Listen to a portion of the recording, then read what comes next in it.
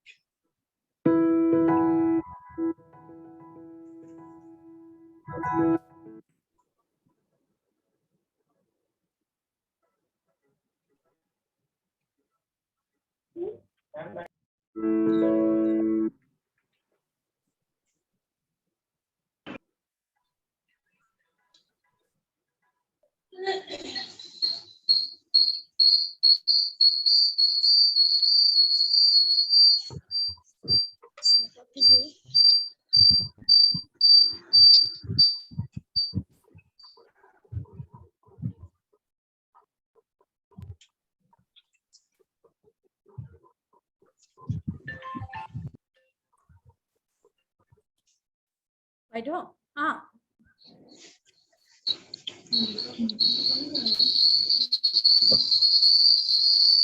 Can I ask everyone to mute yourself, please? Otherwise, I'll be muting everyone.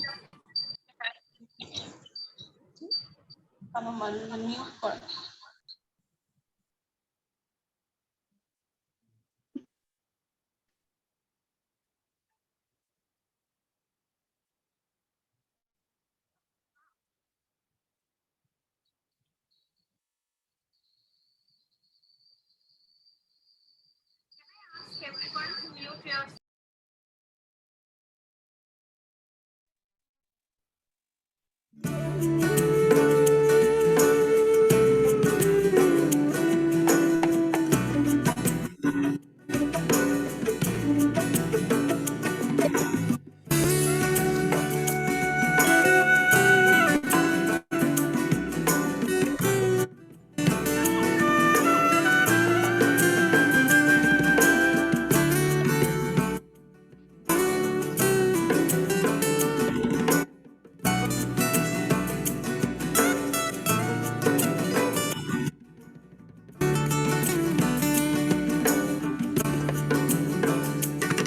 There's a beautiful place in the world, Northeast India. There is distant magic in the air, Northeast India. From the Tehrab to the Terai, from Brahmaputra to Himalaya, there is mystery of this place. Colorful history, all is great. Come and see this land. Feelings without shoes. There's love in every heart. It's a paradise on earth.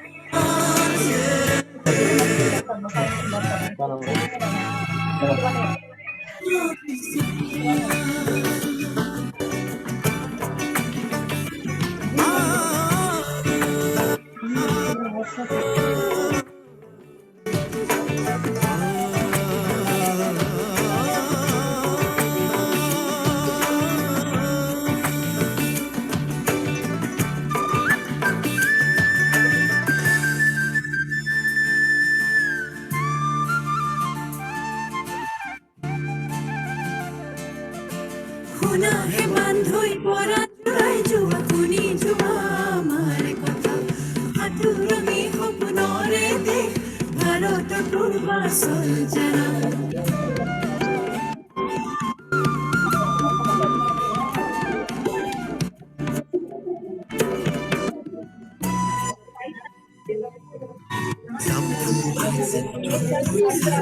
Northeast India. Northeast India. For a day, hangs down is the mana. Bhutan hill, oh, the most weekends and there are 100 tons and 100 tries. Oh, come and see this land. There's love in every heart. It's a paradise on earth. Yeah.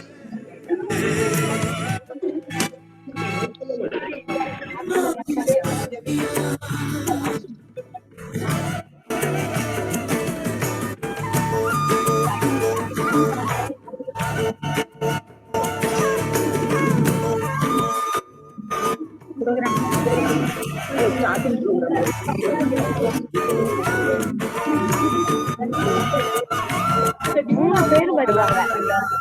Anula, Lavanya, Pauli, 3 பேர். அவங்களுக்கு அதெல்லாம் distribute பண்ணிக்கலாம்.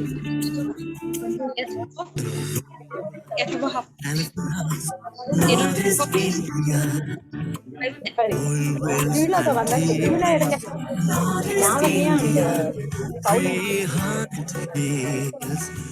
Of Tripura, snowy Arunachal, lovely Mizoram, Dominica shore of Nagaland, the white Tripura.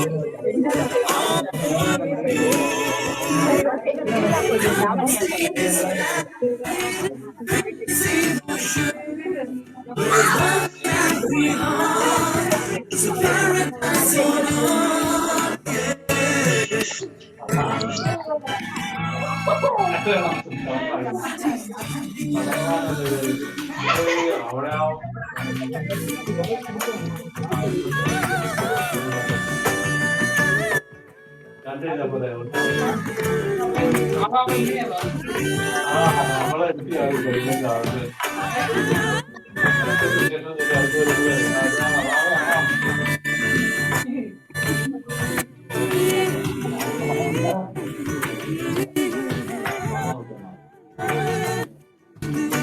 Pineapple and papaya plants, Northeast India. The mango lychees, Northeast India. Is perfect halal. The girls of Assam, the land of window and sunshine, land of happiness and dreams and smiles.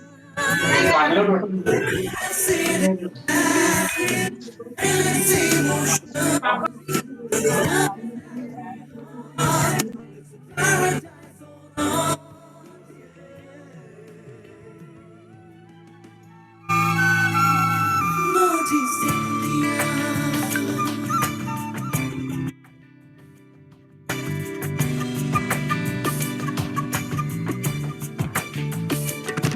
There's a beautiful place in the world, Northeast India.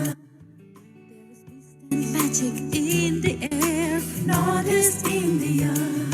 From the Terra to the Terra, from Brahmaputra to Himalaya, oh, there is mystery.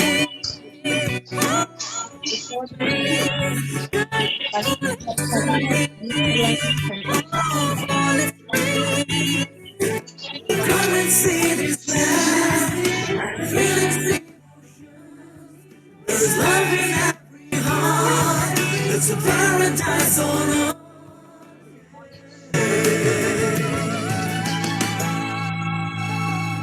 Northeast India.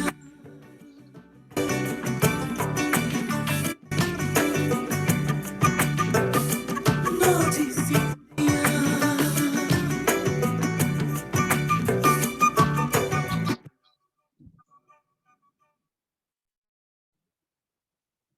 Over to Northeast team to start the session, and my humble request to everyone, please mute yourself. You can see the icon, keep your mic off, video off, except for the panelist. because if your camera is moving, it's very disturbing to the other participants. So please be disciplined in the class, and congratulations to Northeast team. We're starting with 300 plus participants. Very well done. Over to you. Ranju, start. Ranju, you are muted. Ranju. Yes. Carefulness cost you nothing. Carelessness may cost you your life. A very warm good morning to one and all present in this digital forum. I, Dr. Ranju Rani Das, Secretary ANI Northeast Sector, welcome each one of you to Empower Hour on engaging and communicating with patients and carer for effective patient safety, organized by ANI Northeast Sector. It is my proud privilege to welcome Madam Tangam Gomez, President ANI, a very dynamic and energetic leader. Madam, we are really fortunate to work under your guidance. I welcome you, ma'am. Next, I would also like to welcome Dr. Unmona Borgohai Soikia, Founder EC Member, ANI President Northeast Chapter. I also would like to welcome today's speaker, Dr. Momi Neu and Ms. Kasturi Datta, ANI Member Northeast Chapter. Next, I extend my welcome to all the participants, faculties, nursing staff, students from different corners of the country. So I welcome each one of you to today's program. Now, may I call Madam Tangam Gomez, President ANI, to give opening remarks. Over to you, ma'am. Thank you, Dr. Ranju Rani Das. Thank you very much, and a very, very warm welcome and good morning to everyone present here. You have broken records. We have 315 participants in the Zoom meeting today. Thank you so much. That's your and I'm sure that we are going to have a great time. Today, I was supposed to be participating nurse Braveheart from Tamil Nadu, Mr. Jay Kumar today, because of the bravery that he has shown during a fire in his hospital. Unfortunately or fortunately, he had been invited by the Minister of Tamil Nadu, so obviously that takes priority. So he is attending that meeting. So we are going to invite him again in the next Empower Hour, and we will felicitate him. Why we are doing this is very also important for everyone to know. Association of Nurse Executives India stands for nursing and nurses in India. Whatever that we can, there a reason to celebrate nurses and nursing, we take that opportunity to do that, as quickly as possible. So you will be seeing Mr. Jay Kumar, hearing from him the story of what happened in the next Empower Hour. So for the time being, a very warm welcome to all of you. And by now, I'm sure your leaders in Northeast, most of you would be already knowing what is Association of Nurse Executives India. There's only one line I can tell. These are like-minded leaders who have come together for the betterment of nurses and nursing in India. Anyone who wants to participate, contribute to ANI for the better future of nurses and nursing in India, you're welcome to join us and participate, contribute, give us ideas, and make the association grow. Thank you very much. And thanks a lot to the Northeast team for hosting this, and all the very best. And now I'm going to be here, but I'm going to be very silent, listening to all the proceedings. Thank you so much, Dr. Ranju, and thank you very much, Dr. Unmona, for putting this show. Thank you very much, and all the very best. And once again, please keep yourself muted and stay off the video. If your camera is stable, I have no problem, you're on the video. But if your camera is not stable, put off your video also. But definitely audio must be off. Thank you very much for being so disciplined. All the best. Thank you, madam. Moving to the next panel discussion on engaging and communicating with patients and carer for effective patient safety. I request Madam Dr. Unmona Borgohai Soikia, President ANEI Northeast Chapter, to moderate the session. Over to you, Madam. Thank you very much, Ranju, for giving me this opportunity. On the very onset, I must say, I must express my deepest gratitude to our leader who creates leader in nursing, Madam Thankam Gomez, whom I know from 2017 till now. I really salute you, ma'am, and your contribution towards the profession, I cannot speak in words. And we look forward, we are energized, we are inspired with your every action, whatever you take. And I'm sure that one day it will be, so much of change will come all over the country, then definitely will be sparkling amongst the healthcare members in the healthcare delivery system of India. Thank you very much, ma'am, for guiding and inspiring in every step, whatever activity we do. And for you, we are here today. And the topic today is very important. Already Ranju has said about the patient safety is a very serious global health concern. If you think about when you take a flight, you know, 1 in a million, there is accident, but there are so much of safety measure. When you sit in the aircraft, every time they come and remind us, and for every details, whatever though we know. And if you see in the healthcare industry, 1 in 300, there are chances of having the error or problem. So what we are going to do? And definitely, these are the concerns we are taking up by World Health Organization. These are the concerns we are discussing in every meeting now and then. And now, this is the patient safety is no more just option. It is a discipline in healthcare sector that applies safety science method towards the goal of achieving the trustworthy system in healthcare delivery system. So we have to be very ready enough. How we can ensure? We know 1 in 10 patients may have the error. An incident is just the tip of the iceberg, a sign of a such larger problem below the surface. So we have to really alert. When we see one case, we need to think about there will be 1,000 cases in our hospital. So we have to be alert for that. And when we are saying about healthcare delivery system, it is no more only responsibility only with the doctor or nurses, only the healthcare provider. There are different pillars will be there. Of course, healthcare workers, the patient, and the patient relatives also. So we the healthcare provider, if we are thinking we can do everything alone, no, that is just not possible.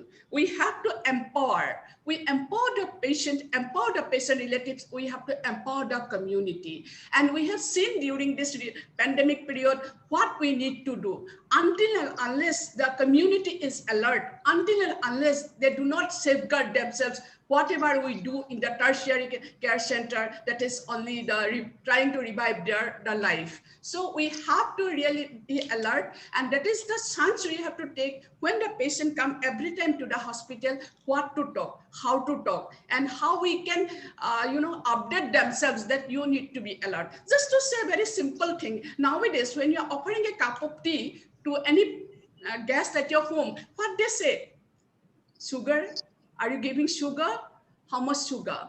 Or like, patient, the guest itself, they ask like, if there is sugar, I don't want to take that. So it is a simple alert system. Like that, there'll be so many various things. If we can empower them, they can come and talk about their safety things in very advance. So I'm sure today, I should not take much time that we are having a very eminent person among us today, to a very dynamic lady, Dr. Momi Neu from the Assam Medical College Hospital as a nursing superintendent. More than the 500 nurses are with her, and the Kasturi doctor also chief nursing superintendent from NFRLA Maligaon, Guwahati, and both of them are for such a long period from their graduation, after post-graduation, they are involved in the patient care only. Though they are in the very administrative position, they are always with the patient. I think they will be definitely highlighting us. There will be a lot of take-home message for us that we can pass on to our young generation. So just to start with, I just would like to welcome first the Mrs. Kasturi Datta, Chief Yes. Nursing Superintendent, NF Railway Maligaon Hospital. It has a very small question to you. What responsibility should a conscious patient take for the safety during the hospital stay? Because you are dealing with so many patients and you will be definitely having a lot of points over there. What do you say? Mrs. Kasturi, over to you.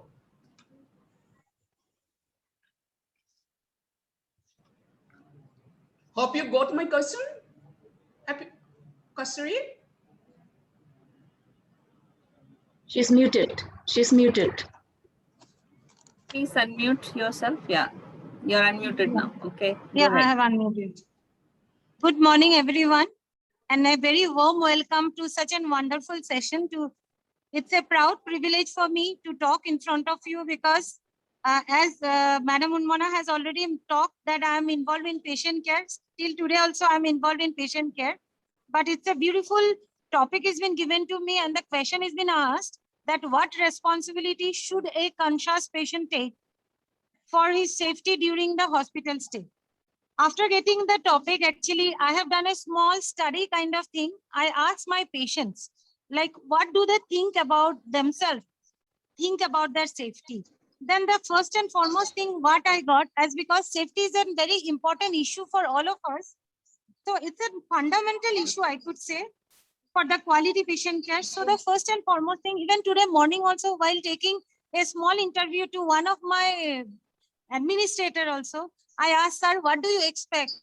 What do you think? What do you think that your responsibility as a conscious patient when you are going home?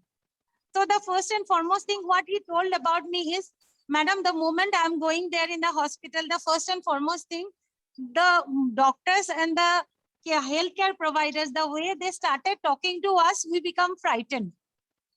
And for a small thing, they are giving us lots of tests to be done. So these are the thing I think that the communication is one of the important aspects that need to be covered. The second thing what he talked to me, basically what the report is telling is, the second thing what they are telling that the first part is the communication part. The second thing what he was, most of the patient, they are thinking that suppose if there is any accident, if the policies are not showing you the physical setup, then I don't know where to exit. So this is one thing, being a conscious patient, I'll see where I'll go inside the layout of the hospital, that if there is any accident, I can go out of the hospital, or if there is any policies that will take care for me. The third thing what he was talking about me is, I was telling them, sir, don't you feel that there should be some medication error? Are you scared of that? हाँ, वो तो डर लगता है, that I'm scared of. But the thing is that the sisters and the doctors, doctors should give me a permission to take part in the treatment policies. That is one of the aspects the safety is concerned. Then the healthcare associated infections also, for cleanliness also, I'll be trying to find it out whether there is cleanliness is maintained or not, the policies are being followed or not. Then when you all are coming for giving injection also, I want to check, I will be checking that which injection you are giving. I'll try to find it out. I'll try to verify. Then, like the diagnostic errors also, there are a lot of diagnostic errors that may happen. So being a conscious patient, I'll try to find it out. Then again, another thing he was telling that the patient, when they're coming to the hospital, they are very stressed. The thing, what they want is, they want to get the treatment fast and they want to become all right and they want to go back home. That is their motto. So being a patient, conscious patient, I will see to it that I can recover soon and go back home soon. Then regarding the other thing also, I asked that, sir, is there anything or do you feel that any other important points that you need to consider? Then he said, no, others, so I don't know. I don't want to know also, because I'll be more and more scared. So the amount of information I need to get, only that much in information I feel I should get it. The secondly, being a conscious patient, because I'll be knowing what my doctors are telling, so I want to take part in the treatment policy.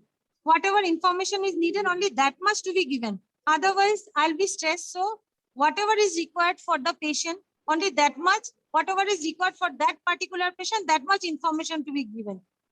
Or the another thing also that when in my study it came out that they want to know regarding the gadget, because the pandemic situation is going on. Everybody is very much panicked.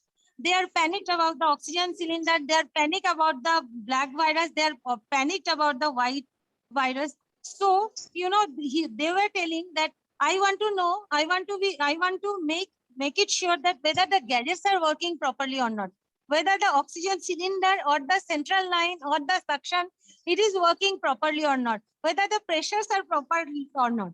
That is the common thing. I am not talking anything bookish. Whatever is my experience, from my experience only I am sharing. These are the simple things. There are 5 things which I need to share.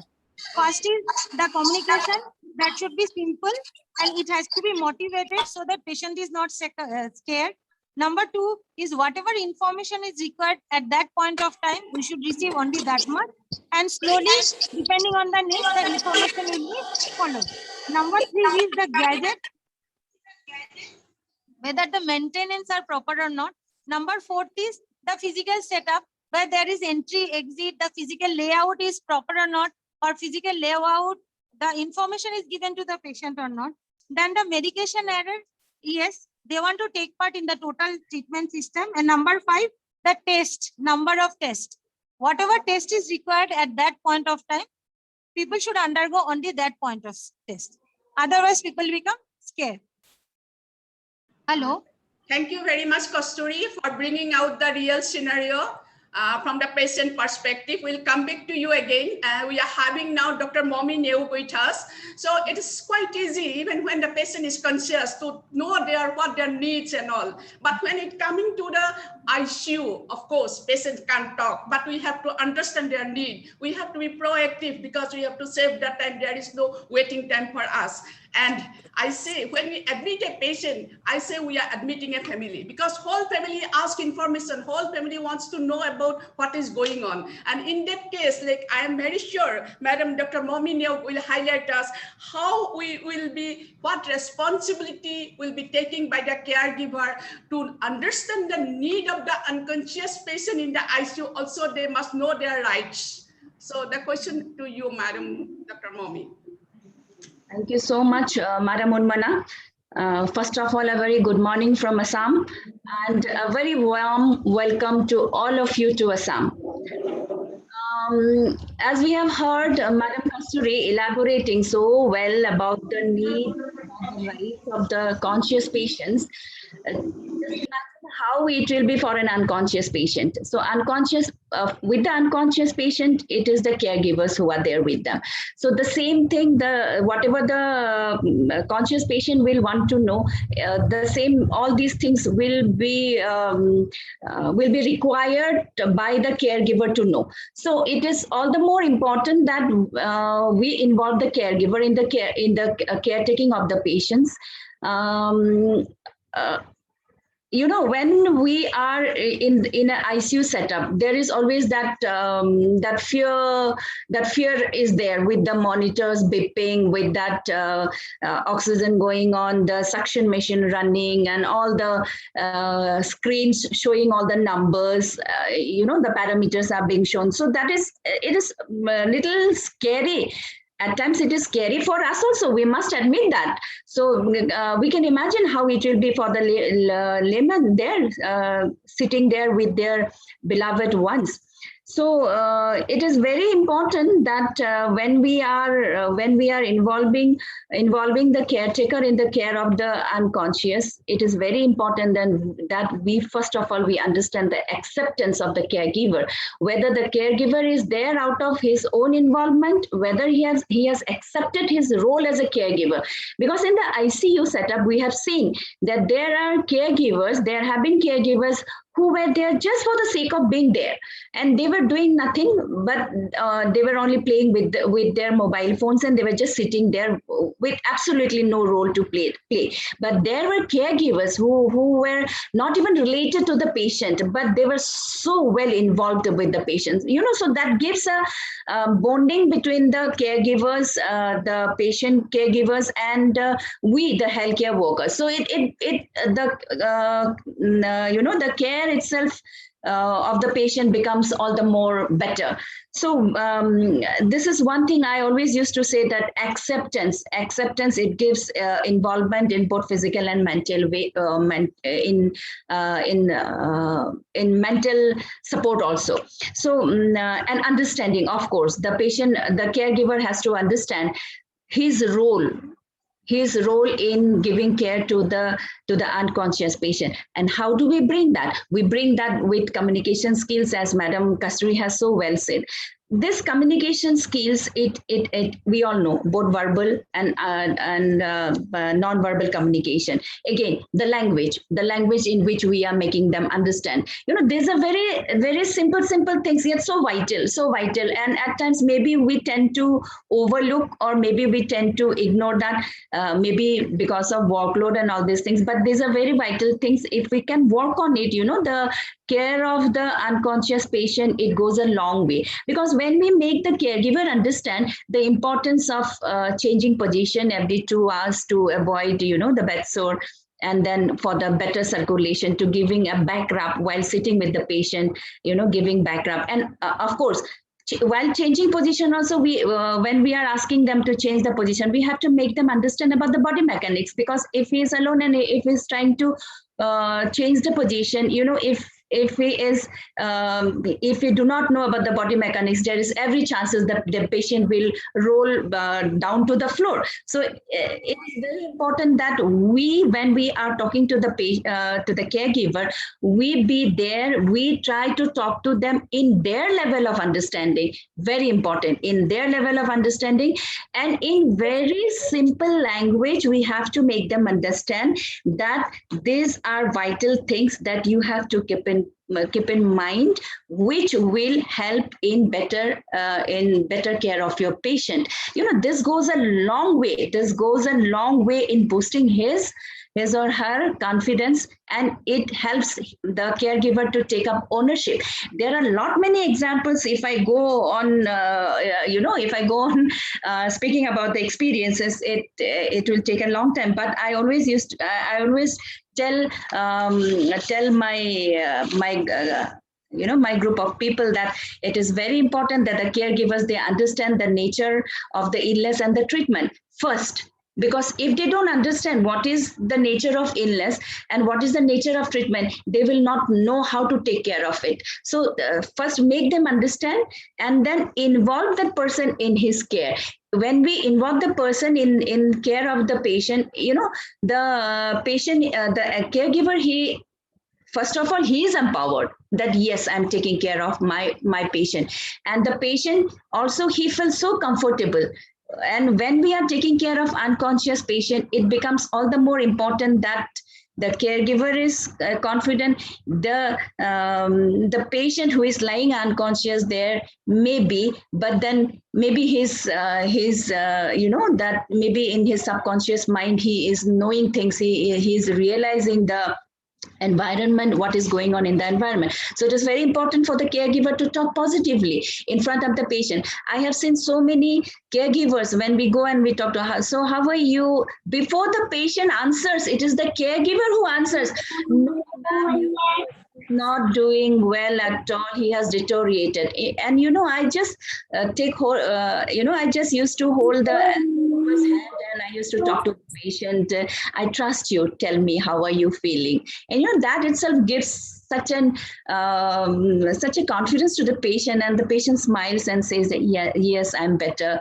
Whatever they have, they opens up. So it is important that we build up their confidence, and we plan what care we have to give to the patient. And the basic safety of an unconscious patient is to be taken care of, like putting on the side railing, changing the position, and then giving back rub, mouth care, oral hygiene, the nutritional needs, all these things. Some of this which can be taken care by the caregiver, and we can definitely involve them. I have made a small PPT with a few points. Maybe I can share it. Let me try. And I would like to talk on that.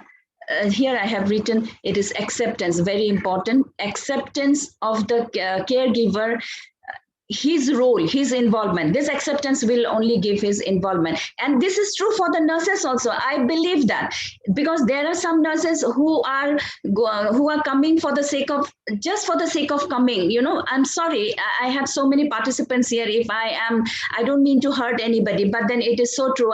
I'm sure the administrator sitting there will definitely accept that yes, it happens. That involvement, you know, it should come from within. I am very, you know, proud to inform you all here that I have a group of volunteers who, in addition to their regular duties, they go to the COVID pandemic, where everybody is so scared of it. But you know, they are so happily coming forward, and they are going into the COVID ward, the COVID ICUs, and they are giving their holistic care to the patients, to the attendants. They are taking care of everything, their mental health, their spiritual needs, their physical needs. In the process, you know, we are creating a bond between the patients, between the attendants and us. And it is so overwhelming to see that whenever they see us, they are always, oh, they have come. And they are calling us now V by though, because we used to write V. We used to have a tag of V. V stands for volunteers, and they used to call us VDD. So, it is so overwhelming. I know I have no words to express how it feels. And they're not only young nurses. I have two very senior nurses, they will be retiring after 1 year, and you should see their N2. They the way they go into the red zone, and if they don't get the time to go and interact with the patient, they feel so bad. And they used to say, I couldn't go today. It's so heartening. It's so heartening to see, and they are my support. So from where it comes? It comes from acceptance only. From acceptance only, you get the involvement. And again, the patient's understanding about their treatment, very important, which of course for the conscious patient, it will be by the patient himself and the caregivers. And for unconscious patient, it is very important for the caregivers to know about his patient's illness, his treatment procedures, and all medical procedures are to be informed to the attendant. For unconscious patient, for the conscious patient, we need to inform. This we all know. We have read about this, that everything we have to explain to the patient and the caregivers. Then, of course, following proper hand washing procedures, the team spirit, as I said, it is very important. Communicating and collaborating, very important again amongst the caregivers, among the patients, among the healthcare professionals.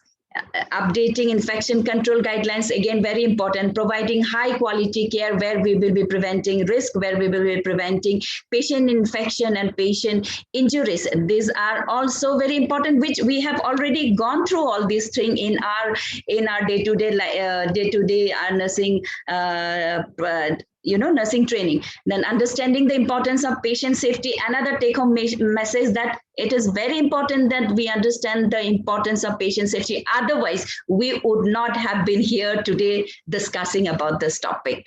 Patient safety is definitely in our hands, which we can, we can do so much about it by checking our environment, by checking what we are doing. We need to have a sense of error. We have to anticipate what will happen if we do this. This can be done, of course, by sitting and coordinating, communicating and coordinating, and taking things into our hands, having an ownership of what we are doing. We have to be an advocate for the patient safety. Very, very important. We need to communicate well. I don't know how well I have communicated myself to you all, but then I have tried my best to communicate. Communicating very well, Dr. Momi. As so well you express, I just picked up the point of communication.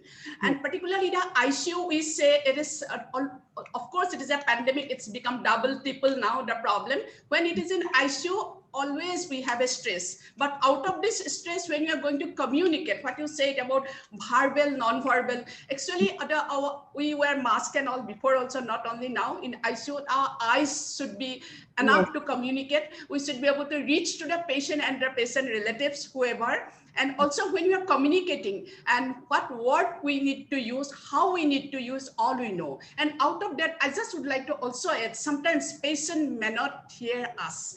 Patient may not respond us, but we can always send a silent message to the patient when his brain is alive. Definitely he'll get the silent message, he will get our presence over there. And definitely when we are going to empower them, the whole family, we are going to empower them, they will be accepting us. That is very, very important. So beautifully you have explained the point, because in the ICU, it is a never ending point. There are so many issues, so many things are there, but our attitude, how we take it, how do we accept it? You said it very well. Our communication, of course, that is the everything that is spoken or unspoken, our body language that we have to be careful about. So now I am again coming back to our Mrs. Kasturi, doctor. Hope you're here. I just would like to ask you, what are the rights of the patients or the patient carers if there is anything goes wrong, if any error occur, which is due to lack of the patient safety, how they can stand up, how they can raise their voice? Please, Mrs. Kasturi, over to you.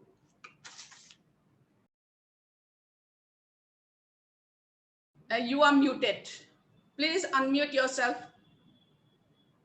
Kasturi, please unmute yourself. Yes. Yes, I have unmuted.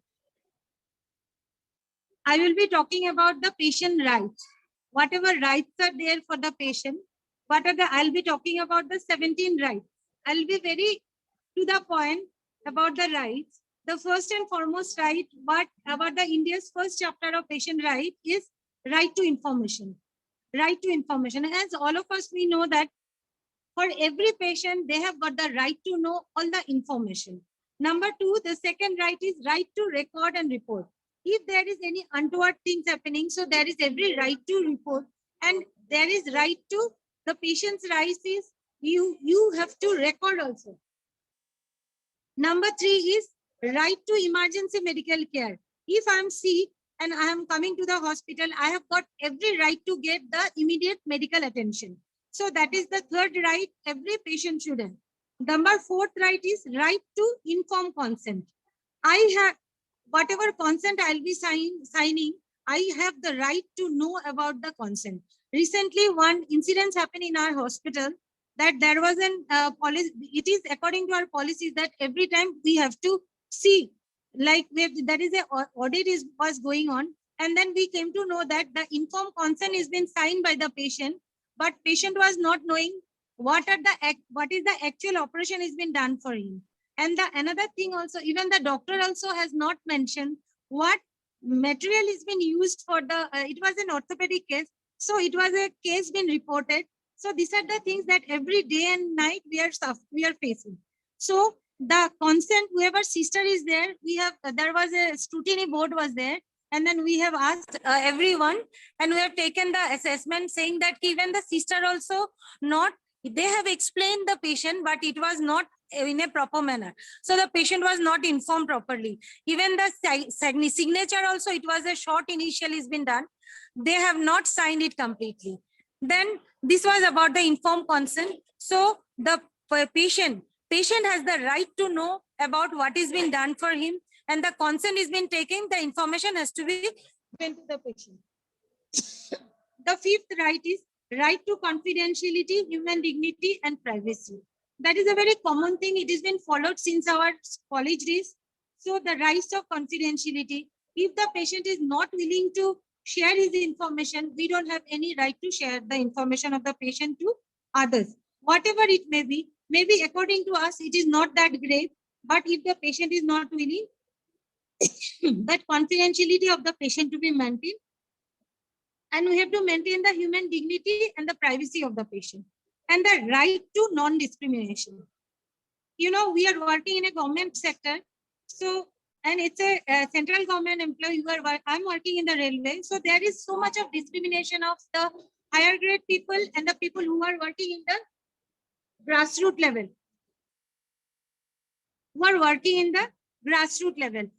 For me, the rights is right to non-discrimination. All patients are coming to the hospital. They should not be discriminated according to their classes. So every patient has right to be non-discriminated. The number 7th right is right for safety and quality care according to the standard. Whatever standard is there, according to the national standards, every patient should have the right to choose alternative treatment option. Hello. The number 7th right is Yeah, we can the hear number you. 7th right is right to safety and quality care according to the standards. Whatever standards is available, the national standards or the international standards, according to the policy, whatever standard is following in the hospital, that patient is having the right to have the safety and quality care. Then number 8 is right to choose alternative treatment option if available.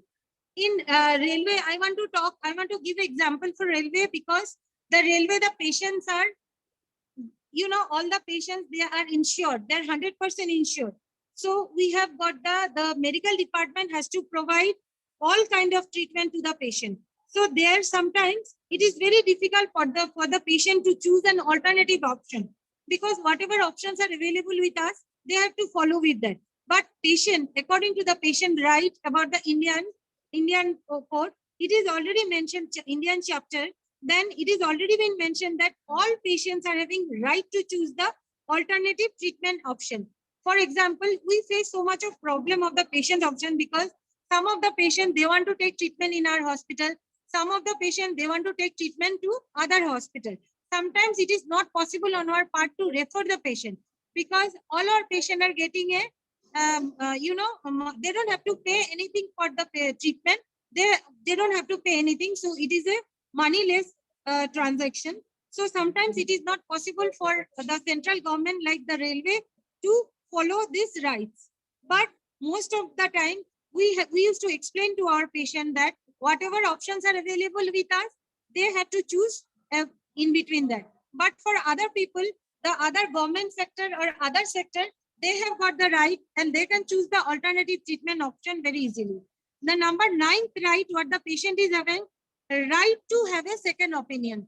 Here, I want to share my personal experience. My niece was suffering from cancer. She was a 13 years old girl and she is suffering from ALL. So, we got everything, cashless treatment, all the best of the best treatment, but still, we are having that thing in our mind that we want to have a second opinion. Even one of our relative also, even for the patients also, I feel all the patients, some of the patients or all the patients, if they feel like taking a second opinion, they have got the right to take a second opinion. That is one of the important right that to be followed. The number 10th right is right to transparency in rates and care according to the prescribed rates, whatever available. We have problem with the government. All the government hospital, it is a cashless. Ours is a central government, so it's a cashless. So for us, no issues of this transparency in rate and all. But when we are sending the patient to other hospital, there is a problem with the transparency of rates. Even there is problem. I face a lot of problem, because when we are sending the patient to other hospital in relation to CGHS rate, some hospital will give this rate, some hospital will give that rate. And there is no transparency in between all the hospital. Even if one patient is admitted, I have got an experience to work in the private sector also. So even in the private sector also, there should be transparency in rates. There should be transparency in rates, and patient have the right to know about the transparency in rate and care according to the prescribed rate, whatever is relevant. Whatever is relevant rate, that should be known. Number 11, the rights is right to choose the source for obtaining medicine or test. In my first part, whatever you are asking me, like what is patient responsibility for his safety? So here, this right includes the right to choose the source for obtaining medicine or tests. Some of the hospital, we are facing problem to choose the source, because the hospital, the government hospital or the central government hospital like that, we procure medicine in bulk. The patient has to choose medicine, whatever is available with us. But I strongly feel the need to choose the source of obtaining medicine or not. myself facing so many problems because I work as a diabetic educator. So my patient are telling me, madam, my sugar is not controlled with whatever medicine is being provided from the railway hospital. So, you know, we need to negotiate with our administrator because of this, our department, the diabetic department.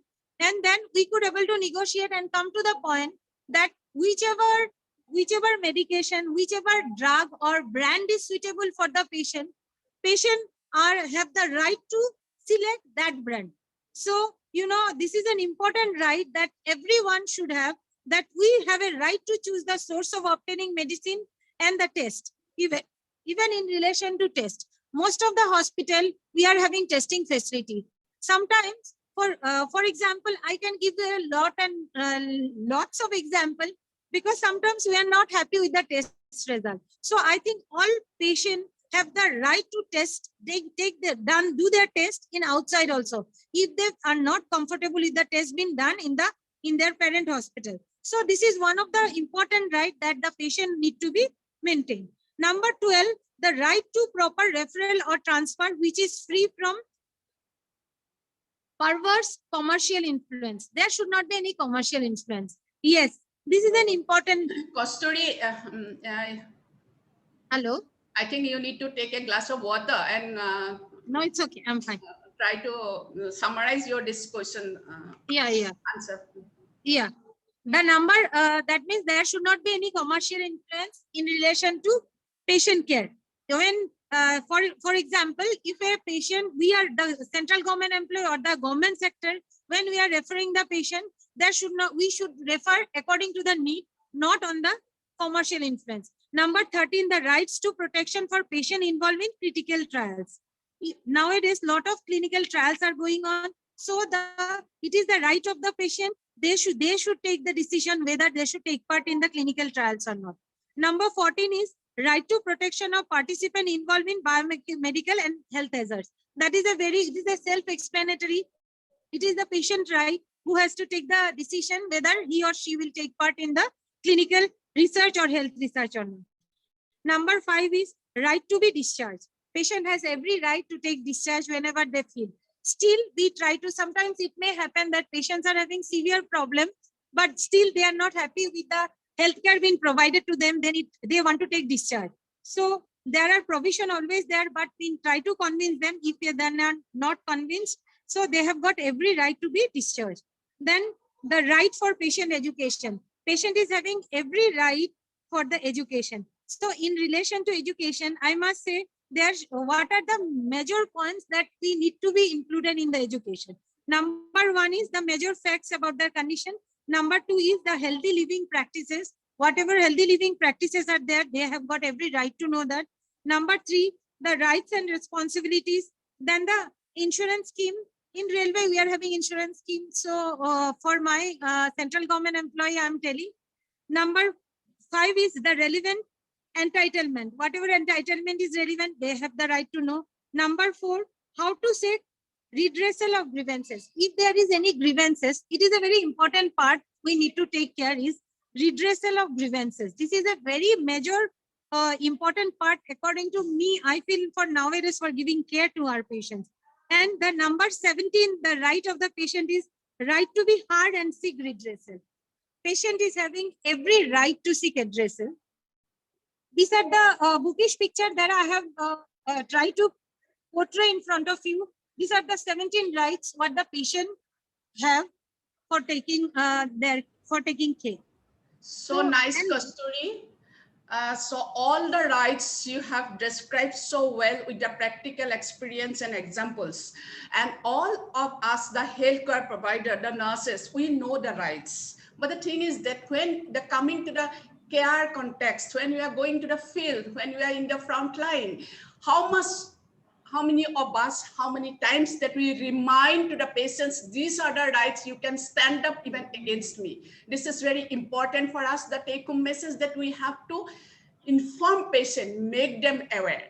The second thing, as Kasturi said, it's guided many times, okay, to the patient how to stand up, even about the choosing of the drugs and all. And if we think about the patient, definitely we have to stand for them and ask them to choose what will be the better option. Sometimes even they cannot imagine what will be the better option for them. So if we are thinking, if we engage the patient and patient carers for the patient safety, we have to be strong enough and letting them know all these rights and guiding them well so that they can stand for it. So I just forgot to ask one question to Can I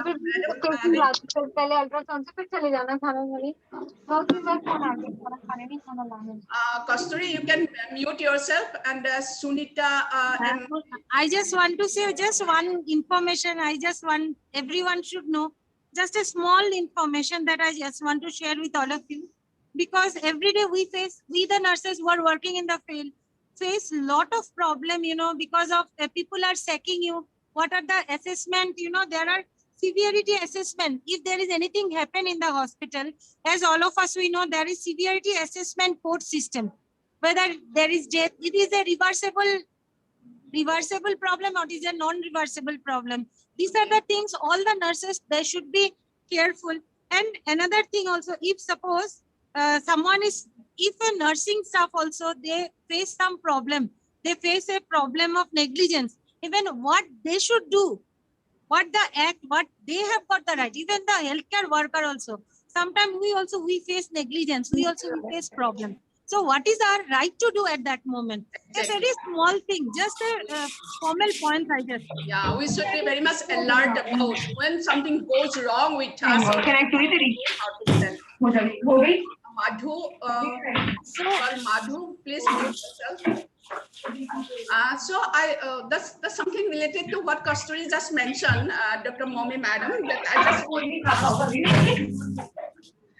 that's about the communication. As you say, that when we have to communicate, it is always one way. When we go to real field, we really face a lot of hindrances, lot of problems, like, you know, what kind of problems and how to overcome. Because young nurses will say, when I went to talk with the patient carers or the patient relatives, they spoke me that way or this and that lot of hindrances come when we are particularly. So can you highlight something particularly related to That's a very relevant question, Madam Unmana. That is really a very relevant kind of problems when we are communicating with the patients. Again, I'll say the first hindrance here is the acceptance. Very important, acceptance. And you know, when we go to the patient to talk, we, of course, communication is, since birth we are communicating with everybody. From birth to death we are communicating. Communication is not so easy that though we are doing it since birth, still we are yet to, you know, yet to master on the skills. Yes, yet to master. It's so difficult actually, but then yes, it is simple also. You know, we have learned that therapeutic touch, about that therapeutic touch. When we go to the patient, you know, even if we are masked, our eye speaks.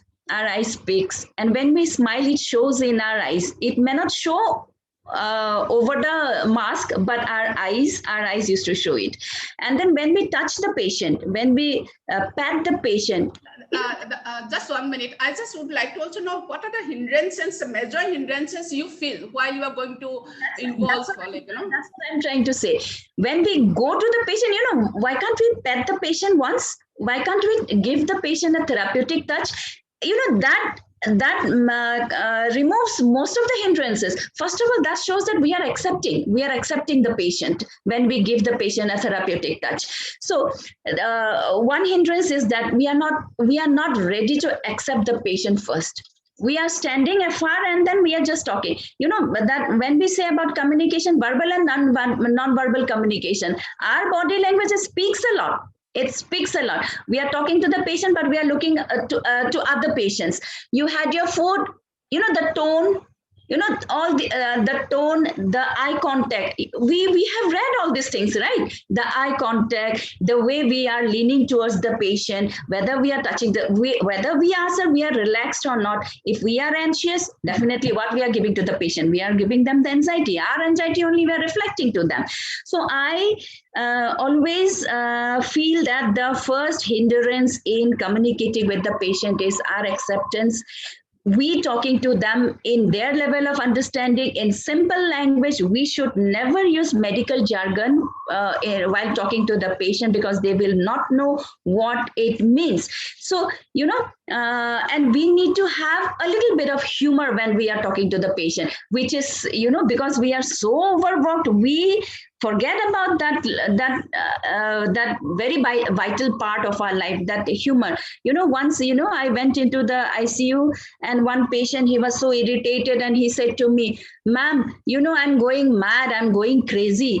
And I just smiled and I said, "Yes, so true. Seeing you all, we are also going crazy. What to do now?" And he had a smile. Then I said, "Okay, come, we all of us, let's go to the to the psychiatric ward, and let's all of us sit there, and we will all have we'll all go there, and we'll enjoy there."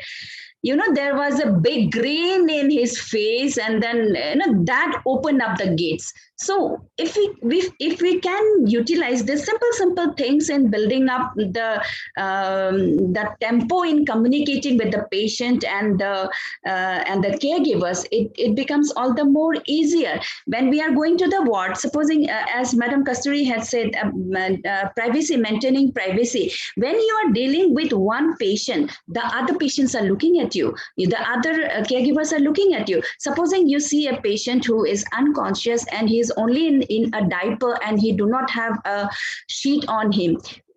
If you just cover the patient, that is the dignity that you are giving. Even to care for the dead bodies, I never allow my staff to take care of the dead body by exposing everything. No, I never allow that, and they do not do also. I'm very happy to say that. So these are simple things. When we are showing what our acceptance towards the patient, the communication gates, it opens up automatically. So first thing is acceptance, which also acts as a hindrance. Also, it helps in how you are dealing with it, how you are showing your acceptance, how you are trying to explain your body language. It has to show that, yes, I mean what I'm saying. That is important. There should be a correlation between your verbal communication and non-verbal communication. So this the way you are speaking, the tone, of course, and then the language, the simple language. I'm repeating again and again: acceptance, understanding, language, your therapeutic touch, your sense of humor. These are the main things which, if you can use positively, it becomes positive. If you use it in a negative way, it becomes hindrance. So I feel these are the main hindrances that we face. When I have faced that, and whenever I go to the clinical side. Of course, one more thing, hindrance. When we are saying, it is very important to lead by example. I always say that. If we just sit an order, and if we cannot show, if we do not set an example ourselves as an administrator, as a leader, that is a huge hindrance. I always say that is a huge hindrance. Our younger generation will pick up what we are showing them. So, I think that is a major hindrance where we can stand up, work and lead by example. So again, very nicely you have summarizing: acceptance, understanding, simple language, communication skills, with both emphasizing on both verbal and non-verbal communication, and of course a sense of humor. Thank you. I really appreciate you, and because I keep seeing you through the social media, how do you do about your work? I really appreciate. And whatever you just said, when I'm putting up the word hindrances, you are putting up the approach, your attitude in such a way, there will not be any hindrances. I feel so. So there is not impossible. That is your attitude. If it is like, I am possible, I can really feel and see at you, whatever you spoke. You can't see any difficulty. You can't see any hurdles because you are saying that I am up. I'm happy, I can do whatever I want to do. That is very, very important. And I really appreciate the sense of humor. It is so important anywhere in our lives. So now we are becoming more of mechanical due to with the technological gadgets. We are emotionless, I can say. But the thing is that by looking at your work practically and whatever you say, it is just wonderful. So I just would like to ask participants, if they have any questions, they can quickly ask, they can unmute themselves and they can ask. And if there is no questions from the audience, I have another thing just to say about, as we have talked about, particularly the adult patient, but we have to be very much careful about that vulnerable group, that is geriatric and pediatric. That is a lot of responsibility from the healthcare provider comes up.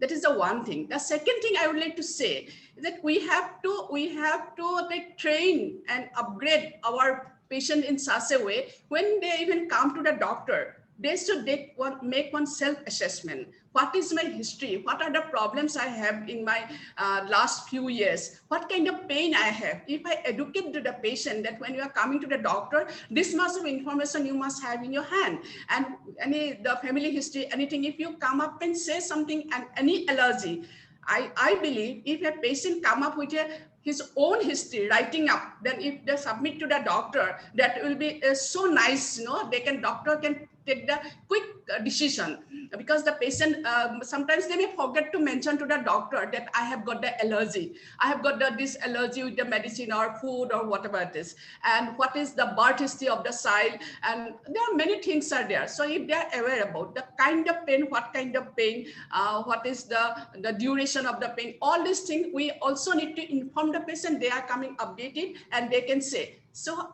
sometimes they can refuse, it is yes or no. So this is the one thing.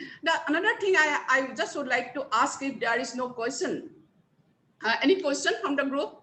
I can see many people here. Good morning, ma'am. Good yeah. morning, ma'am. I have a question. Yes. Ma'am, I have whom two you are messages. asking, to Dr. Momi or to Kasturi, you mentioned? Ma'am, I have two messages. One is to Kasturi ma'am and one is to Momi ma'am. Okay, fine. First, I would like to talk with Kasturi ma'am. Yeah, good both morning. are there. Yes, good morning, ma'am. Good morning. I'm very happy to be a part of your speak today. You speak it practically, and I'm very happy to listen about it. Ma'am, you had mentioned in the beginning of the session, like patient wants to get involved into a treatment plan. In case if the patient are allowing to participate, in what ways the patient can be allowed to participate? See, if you want to ask my opinion, as to yes, ma'am, your taking part in the opinion. treatment, Yes, ma'am, your opinion. my opinion, I feel that patient is having every right to take part in treatment. Patient is having every right to know whatever should be given. For a simple example, suppose, for example, a patient is there, you consider yourself as a patient, you are admitted in the hospital, what will be your mind, in your mind, that you don't want to know, you don't want to take part in the treatment policies? For example, suppose I am having fever. I'm a nursing personnel, I have admitted in the hospital. My fever is not subsiding with the medication is being provided by the doctor. So just a simple example I'm giving. So I have got every liberty to know and discuss with my doctor what my doctor is planning for me. My next. Okay. Understood? In that way, I just want to say that every patient is having every right to know each and every aspect of the treatment plan. Okay, that next patient. question to Dr. Momineo, please, you can forward. Thank you, Kasturi. Thank you, ma'am. Thank you, Kasturi, ma'am. Momi, ma'am, I just want to say a message, like today is the first time I saw you and I'm very happy to be a part of your talk today, and I really like the way how you present, and I like your gesture. Thank you, ma'am. That is the message I want to send you. Thank you so much. That's so sweet of you. Thank you. Thank you so much. Thank you so much. Thank you. Thank you. Any more question? If there is no question, I just would like to ask for 1 minute for both of you. As we can see the present scenario, we are working very hard for the patient safety, and we are working for the humanity. And sometimes some things are happening that what against the healthcare provider, right? So what will be your appeal to the people, to the public, to support to the healthcare provider so that they can give the better service? Yes, Madam Momi, can you concise your appeal and express it? It is, who will speak? Both of you. Kasturi, you want to do first, please? Because after you talk, I cannot speak anything. You talk so nicely. Oh, come on, Kasturi. It's okay, Kasturi, speak up. Yeah. It's my pleasure to talk on this aspect. Basically, what I feel, there should be zero tolerance against workplace violence. For your information, I just want to say, though I am a nursing staff, but for the patient, but for the employees' right, I have attended so many conferences on the workplace violence. So I feel in this COVID scenario, where our healthcare worker is working tirelessly, we are working tirelessly for the patient safety, for the patient care, for the COVID patient. Instead of money, there is a problem for our own life also. It is a crisis, and that has exaggerated the violence against doctor and healthcare workers. We become unforeseen target in the fight against this current situation. For the sustainable protection of the healthcare workers, the current audience need to be further extended and incorporated in the existing law in the form of a strict permanent legislation. There she is strictly enforced. It has to be strictly enforced. I used to think my nurses, they are 4 times, 5 times, they are going for COVID care. Even for my other patients, day-to-day care, they are coming. The nurses are working tirelessly. The other health workers are working tirelessly. Even I also have gone into depression, seeing everyday death. There are so many deaths. So these are the things, we are not only, these are not only affect our physical health, it is affecting our mental health too. Yeah, that's sure. And it is mental health is too much. I think myself is a very strong person. Make permanent also. Yes. And this become, honestly speaking, you don't feel like talking to anyone. After your work, you don't feel like doing any work. You will be in such a depression. And moreover, when you have to face, per day, I have to face more than 5,000 to 6,000 people because I'm in the preventive aspect of healthcare. So for the vaccination, up till now, we have given 14,000 vaccination. So you can understand what are the role, what are the people that we are facing. They are so rude to you. They are so insensible. I understand they are in a panic.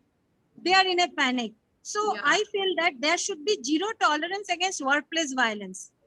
Yes, and there should not be any rightly you mentioned about, because for the young generation also you have to stand strong for them. We have every right to stand that whatever we are doing, and that people should know we are doing for the people, serving for the people, but we are also human, we are also a citizen, we are also an individual. We have to save ourselves. We are also human beings. This pandemic already you all are jumping into the war, to the fire, and exposing yourself to this the virus. And so out of that, what you said about emotional burden, the psychological burden, corona will go away, but emotional burden will remain forever if we do not take care of ourselves. Thank you, Kasturi. Yes. So I just would like to come to Dr. Momi, please. That's one thing. I'll finish it up.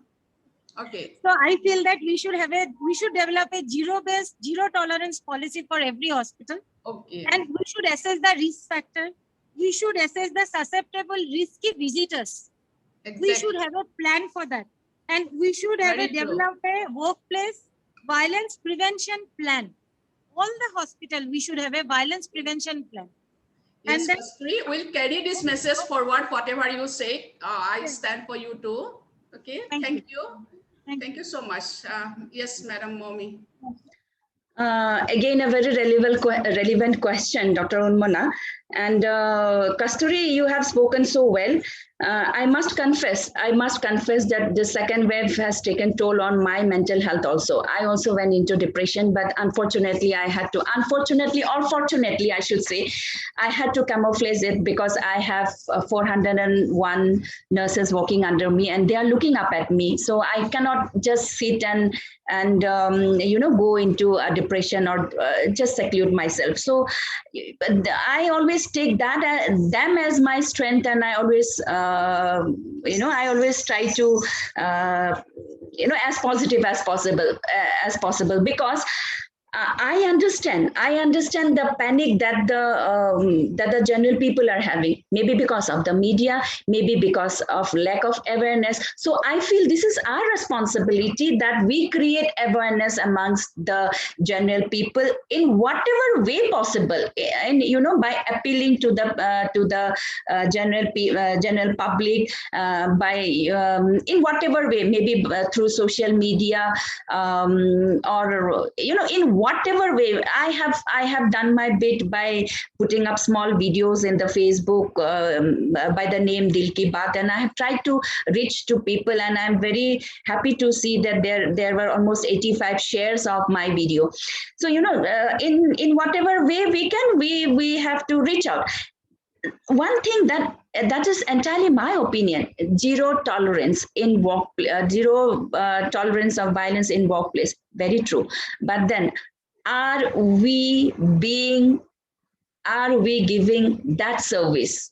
Are we being are we being tolerant enough to deal with whatever in whatever situation the people are coming to us? They are coming to us with their problems. They are our guests. They are coming to us with their part of physical problem, their part of mental problem. They are coming to us. They are seeking help. They are seeking support from us. How much we are giving them? Again, I emphasize here, the main issue here is our acceptance, our communication skill. Lot many can be dealt with how we communicate with the people.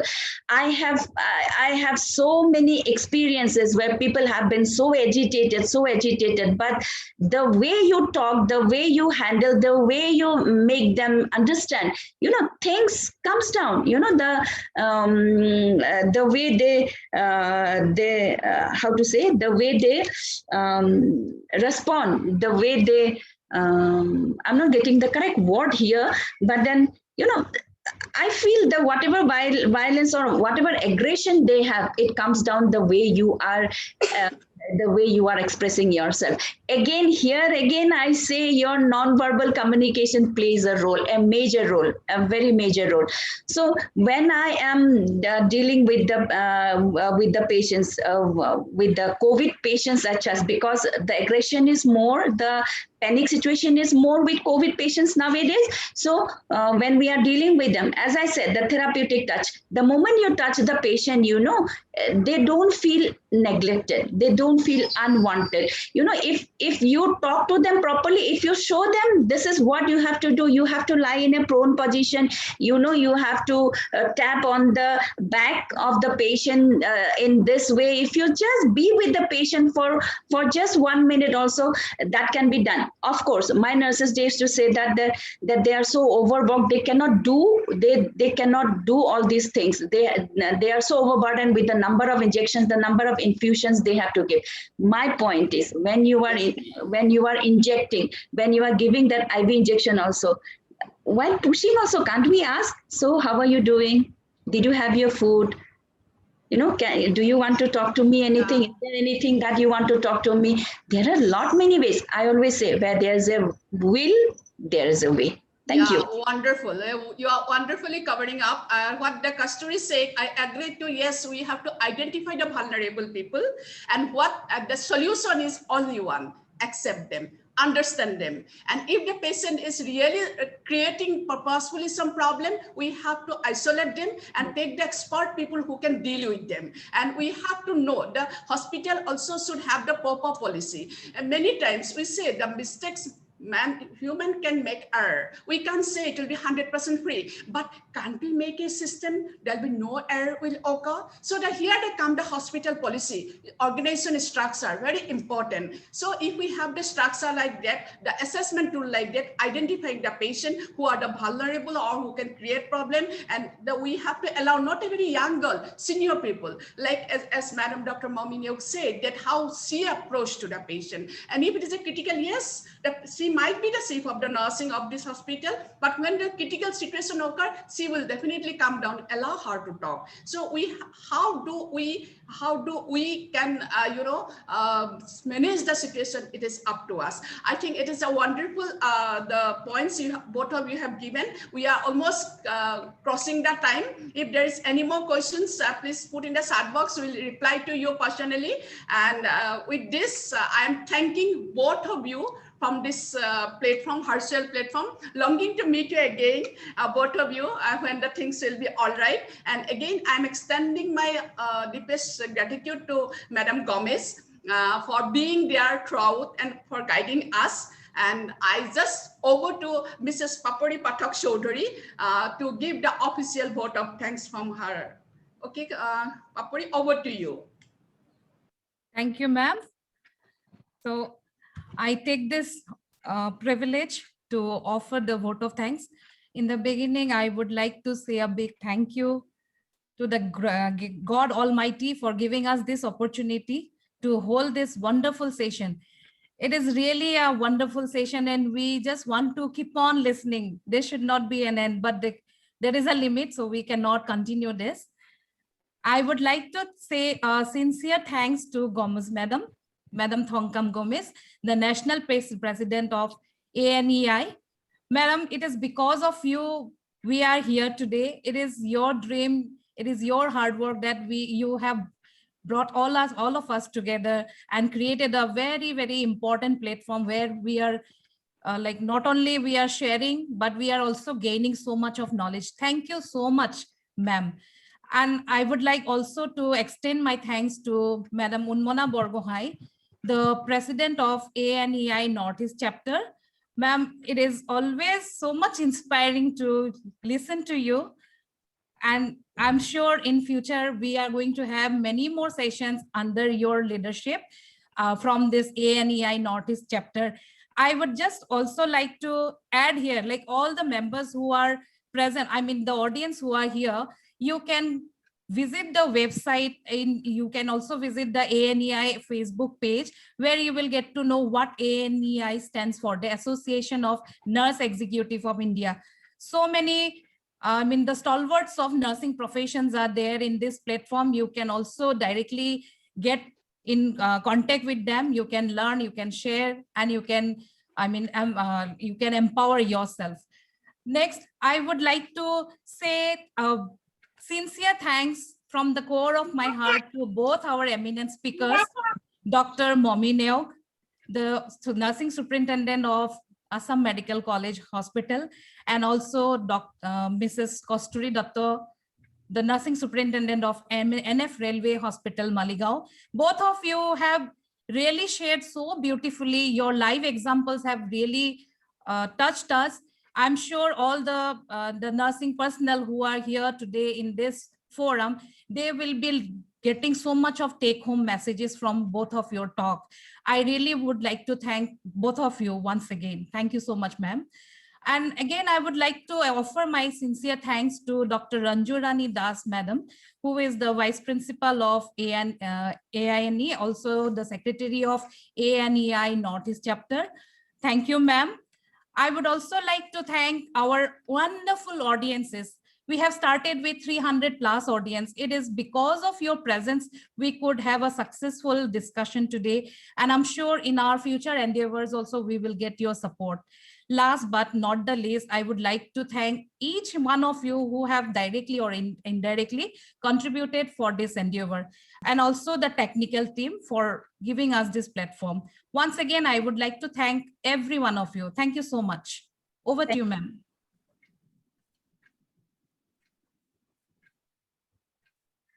Yes, we are coming to the end, and thank you very much once again to each one of you. And we have many others executive member from National Forum of NEI. So I may not be able to see all of you. Thank you very much for guiding and supporting us. That's all from my side.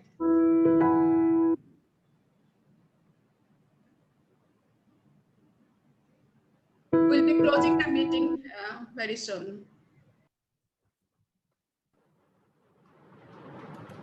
Ma'am Gomez, you want to say anything? No, I will end the meeting. That was a fantastic show. Well done, the entire Northeast team. And we are still closing with 200 people waiting to leave. So thank you so much, and God bless all of you. Stay safe and take care of each other. Thank you, ma'am. Bye for now, and we will see you in July. Okay, ma'am. Thank you so much to the whole team. Thank you from the deepest core of my heart. Okay, thank you. Thank you. Thank you.